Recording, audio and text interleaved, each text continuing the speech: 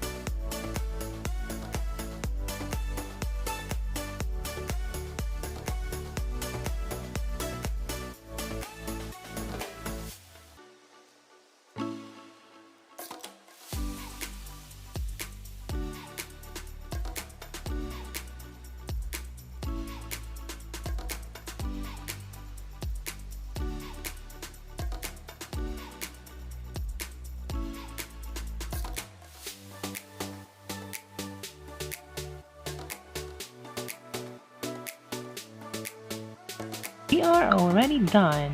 Okay guys, thank you for watching our videos. Don't forget to give us thumbs up, and you can follow us on Instagram at Caterpillar Network, and of course don't forget to subscribe. Okay guys, happy Halloween, and we will see you next time for our next video.